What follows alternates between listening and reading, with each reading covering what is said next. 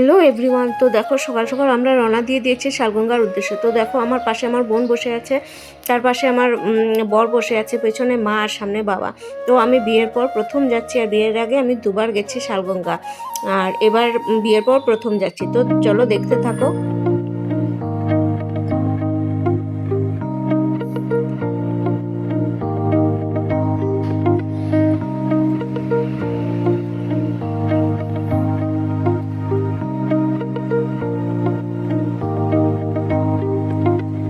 তো এই দেখো আমরা পৌঁছে গেছি শালগঙ্গা, আর এটা হলো শালগঙ্গার গেট।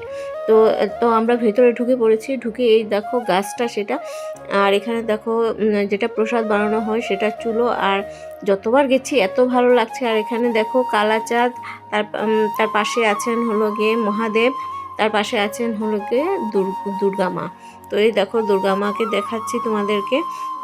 আর এখানে দেখো এত সুন্দর লাগছে, কারণ পুজোও হয়েছে। আর এই সেই গাছ যেটা খুব জাগ্রত বলে, এই সেই গাছটা। তো অনেকক্ষণ এখানে ছিলাম, প্রসাদ খেলাম, খেয়ে অনেকক্ষণ ছিলাম। সকাল থেকে প্রায় 2টো পর্যন্ত ছিলাম। তারপর দেখো রওনা দিয়ে তো কাঁচাকান্তি কালীবাড়ি চলে এসেছি। এখানে এসে দেখো আমি আর আমার বর বাতি জ্বালিয়েছি, মাও জ্বালিয়েছেন, বোনও ছিল। আর এখানে দেখো আমার বর চরণা মৃত্যু খাচ্ছে। তো প্রণাম করে কিছু সময় ছিলাম এখানে, অনেকক্ষণই ছিলাম এখানে কাঁচাকান্তি কালীবাড়িতে, অনেকক্ষণই ছিলাম। আর এই দেখো মন্দিরটা কতটা সুন্দর। তো আমি তোমাদেরকে ঘুরিয়ে ঘুরিয়ে দেখাচ্ছি। অনেকটাই সুন্দর মন্দির। আর এতটা গরম ছিল সেদিন, কারণ দশমীর পরের দিনই আমরা গেছি।